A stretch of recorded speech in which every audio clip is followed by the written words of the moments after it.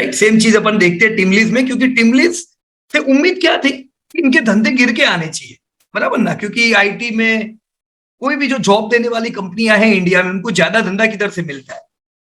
IT से, right. फिर finance दूसरा नंबर आता है, फाइनेंस की कंपनियों भी काफी हायरिंग होता है, और अभी आईटी अफेक्टेड है, तो इनके धंधे बिगड़ के आने चाहिए थे, राइट। पर देखो, जो लोग धंधे देखेंगे वो बोलेंगे अरे वाह, बिजनेस तो अच्छी ही है, 21% का ग्रोथ, 9 मंथ में 24%, और अभी जो रिजल्ट आया उसमें 21% का सेल्स ग्रोथ, तो इसको अच्छा बोलेंगे कि बुरा बोलेंगे? क्या बोलते हो आप लोग? ट्रेंड बिगड़ना चाहिए था। क्यों? हायरिंग तो इफेक्ट होनी चाहिए। रोज ले ऑफ के पेपर के कटिंग आ रहे हैं, रिक्रूटिंग बंद है। हमने अभी टीसीएस का देखा, रिक्रूटिंग कितना कम कर दिया उन्होंने, इन्फोसिस, विप्रो, तो all the things are not positive for IT companies, right. So जब आईटी पे लिए पॉजिटिव नहीं है, तो नौकरी.com, टीमलीज, जिनका हायरिंग से बड़ा धंधा आता है, वो भी अफेक्ट होगी। लेकिन टीमलीज के सेल्स ग्रोथ देखते हुए खुशी हुई कि आपके सेल्स बढ़िया है। पर सेल्स हमेशा किसके साथ चेक करने के? वॉल्यूम के साथ देखने का कि नहीं दोस्तों? तो वॉल्यूम बड़े काम की चीज है। रियल सर्विस, रियल प्रोडक्ट बताती है। इनके head count, right, what is head count? TeamLease का काम ही यही है ना, रिक्रूटिंग। तो इनके हेड काउंट तो असल में डिक्रीज हुए, -1%। तो -1% इज नॉट गुड। मतलब जैसे मारुति की गाड़ियां कम बिकी, अगर, हाँ अभी तो बहुत अच्छी बिक रही है उनकी, पर जब कम बिकती थी तो वॉल्यूम से पता चलता था, तो बड़ा हुआ आता था। क्यों? क्योंकि ये लोग दाम बढ़ा देते थे।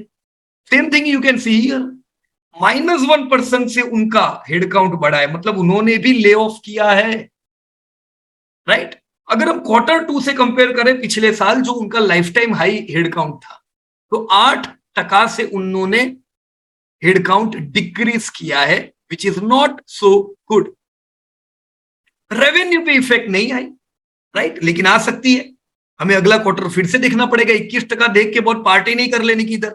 क्यों? क्योंकि real product, volume, real service वो उनकी डाउन है 1% से।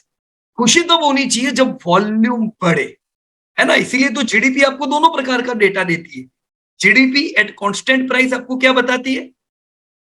कि अगर दाम ना बढ़े हो तो रियल वॉल्यूम बढ़ रहे कि नहीं बढ़ रहे, है ना। तो वो भी इंपॉर्टेंट तो है ही ना। अभी जैसे इस साल जीडीपी 7% बढ़ने का कह रहा है, कल ही डेटा आने वाले हैं, जीडीपी का रेडी रहो। जीडीपी के डेटा पब्लिश होंगे कल, तो ये बताता है कि वॉल्यूम इंडिया के 60% से बढ़ रहे हैं। अगर आप प्राइस से देखेंगे तो इस बार भी 15% का ग्रोथ तो दिखेंगे ना हम लोग, राइट।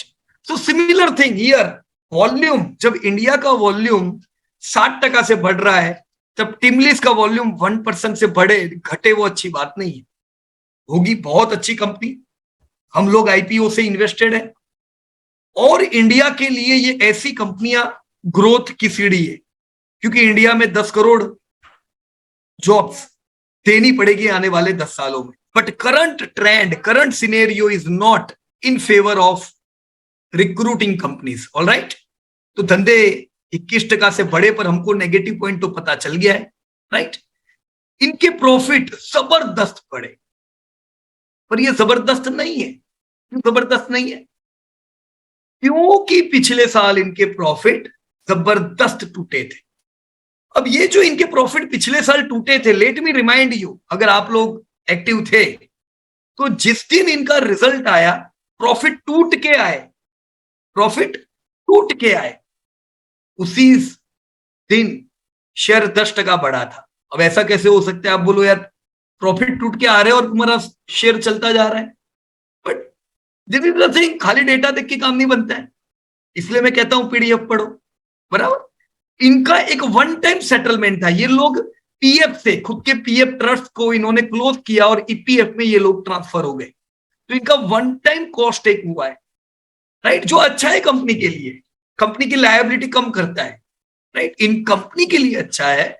और वो वन टाइम कॉस्ट कम हो गया, अगली बार थोड़ी ना ये आने वाला था, वो सिंगल टाइम कॉस्ट। तो जो इन्वेस्टर है उन्होंने देख लिया, कोई बात नहीं भी, चलो वन टाइम प्रॉफिट टूटे है तो ये तो सिंगल टाइम है, तो उसकी पॉजिटिव इफेक्ट, नेगेटिव इफेक्ट नहीं आई। वॉल्यूम पिछले साल बढ़ रहे थे, तो टीम लीज के लिए पॉजिटिव हुआ, राइट। इस बार जब आपके 185% प्रॉफिट कूद के आए तो ये खुशी की बात इसलिए नहीं है क्योंकि पिछले साल के लो बेस के सामने ये प्रॉफिट आए, राइट। 1.4% इनका रेगुलर मार्जिन है, तो पिछले साल इनका पूरा मार्जिन था due to one time cost, right. अब ये वापस से अपने मार्जिन पे आ रहा है, अभी भी इनके मार्जिन इतने अच्छे नहीं है वैसे देखा जाए तो। कंपनी के धंधे अगर 21% से बढ़े तो खर्चे 22% से बढ़े, मतलब धंधे से थोड़े ज्यादा बढ़े कि नहीं बढ़े, राइट। तो ये अगर लो बेस नहीं होता ना पिछले साल का प्रॉफिट, तो इस बार प्रॉफिट टूटा होता है इनका, राइट। तो आपको रियल चित्र नहीं पता चल रहा है, बराबर कि नहीं, पर खर्चे धंधे से ज्यादा बढ़े। क्वार्टरली डेटा देखोगे आप जानोगे इनके मार्जिन पिछले क्वार्टर में जब ये वन टाइम इफेक्ट नहीं थी पीएफ वाली, और दूसरा एक इनका सेटलमेंट आईएल एंड एफएस के का भी हुआ था, इन्होंने इनका इन्वेस्टमेंट था डेप फंड में और वो इनको वाइंड अप करना पड़ा था, रहा ना है, क्योंकि आईएल एंड एफएस ने नादारी जाहिर की हुई थी तो इनका वहां पे भी नुकसान हुआ था सेम क्वार्टर में, राइट। तो उसने प्रॉफिट को गिराया। अभी ये क्वार्टर हम देखे यहां पे तो आपके मार्जिन 1.7 के 1.2 हो गए। इसका मतलब ये कि अगर ये लो बेस वाली चीज ना देखे तो क्वार्टर 4 में अगर हम देखें तो मार्जिन आपके गिर के आए हुए। तो हमें ये देख के क्या पता चल रहा है, धंधा चैलेंजिंग मोड में है, हेडकाउंट कम हो रहे, बढ़ने चाहिए, मार्जिन डिक्रीज हो रहे हैं, तो near term trend for team lease is challenging. और इसीलिए हमने क्या एस्टिमेट रखा है दोस्तों, 12% से ही धंधे बढ़ेंगे। ये भी चैलेंजिंग है, ऐसा ही हेडकाउंट घटता गया तो ये हर बार भाव बढ़ा के धंधा नहीं बढ़ा पाएंगे, बहुत कंपटीशन होता है इस धंधे में, राइट। तो ये 12% भी पॉजिटिव है, राइट।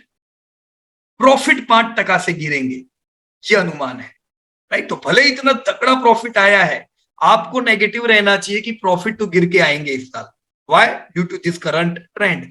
तो इसीलिए दोस्तों करंट ट्रेंड अगर आप देखते हो तो आपको प्रॉपर आइडिया मिलती है।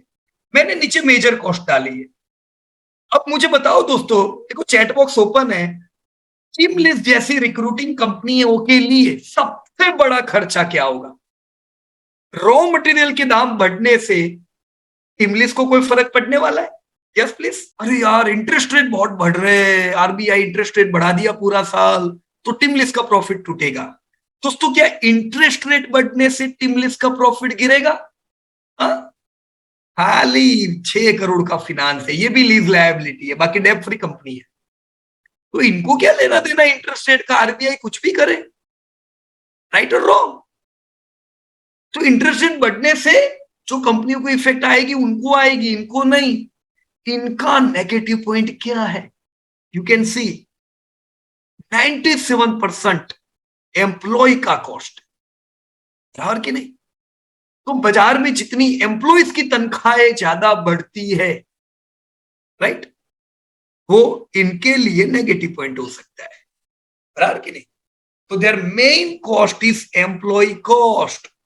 अभी हाल ये है कि जो एम्प्लॉय कॉस्ट है, जैसे आईटी की कंपनियों में बड़ा प्रॉब्लम था पिछले कुछ समय से, राइट, कि उनका अट्रैक्शन रेशियो बहुत हाई रहता था क्योंकि हमें अच्छी ऑफर्स मिला करती थी अलग अलग कंपनियों से। अभी क्या हो गया, जब सब जगह से ले ऑफ चल रहा है तो आईटी की कंपनियों में भी उन्होंने, आप देख रहे होंगे विप्रो के मालिक ने भी क्या बोला अभी, प्रेम जी के बेटे ने, कि उन्होंने हाइक नहीं लिया इस बार, कट किया सैलरी। और अब बहुत से सीईओ से इस बार आपने देखा कि we have cut our salaries this year, right. So same thing, जब सैलरी कट चल रहा है वो टाइम पे एम्प्लॉय के खर्चे बहुत ज्यादा इनको हैरान नहीं कर रहे, राइट। देखो 21% से धंधे बढ़े, 22%, मतलब उसके आसपास ही इनका एम्प्लॉय का खर्चा बढ़ा है, बराबर कि नहीं। अदर एक्सपेंस 13%, वो उनका दूसरा सबसे बड़ा खर्चा है। तो कुल मिला के 22% से खर्चे बढ़े, पर हमें ये खर्चे को भी नीचे लाना पड़ा, बराबर कि नहीं, क्योंकि मार्जिन डिक्रीज हो रहे। तो अब हम टीम लिस्ट के लिए ये उम्मीद करेंगे, ये क्वार्टर टीम लिस्ट के लिए चैलेंजिंग है। अपडेट किया मैंने, बाइंग लेवल काफी नीचे दिया है।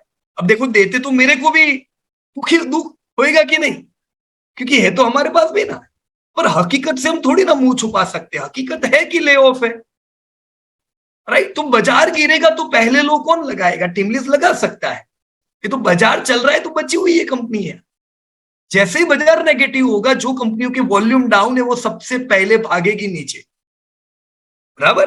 तो तैयार रहने का, फिर जब लो लगाए तब अरे ये क्यों लो लगा रहा है पीयूष भाई, ऐसा नहीं पूछने का, डेटा देखो आपके पास आंसर आ जाता है। जो कंपनियां लाइफ टाइम हाई पे हाई लगा रही है, राइट, बाजार चलेगा थोड़ा और वो कंपनियां ज्यादा दौड़ती है, वो कौन है? जिनके धंधे सुधर रहे, जिनके प्रॉफिट सुधर रहे। और बाजार चलेगा वो कंपनियां थोड़ी थोड़ी चलेगी, बाजार ज्यादा चला कंपनियां थोड़ी चली, वो कौन है? जिनके सेल्स या प्रॉफिट अफेक्टेड है। बाजार चला जोरदार, ये चली थोड़ी, बाजार टूटा धड़ाम से और ये कंपनियां टूटी उससे भी फास्ट, वो कौन होगी? जिनके धंधे डैमेज्ड है, right. So this is the way you should track your companies. Average किधर करने की? जिधर वॉल्यूम सुधर रहे, जिधर धंधे सुधर रहे, भले प्रॉफिट ना सुधरे, कोई टेंशन लेने का नहीं प्रॉफिट का, उम्मीद नहीं करने की कि तुरंत बढ़ेगा शेयर, पर चिंता नहीं करने की, क्योंकि वॉल्यूम है। जैसे ही करवट बदलती है, इन्फ्लेशन कम होता है या कुछ भी इनके लिए पॉजिटिव होता है, ये प्रॉफिट जो टूट रहे होते हैं वो अचानक चलने लगते हैं, राइट। इनके मार्जिन थोड़े टूटे, देखो 23% से प्रॉफिट टूट गए क्वार्टर में, है कि नहीं?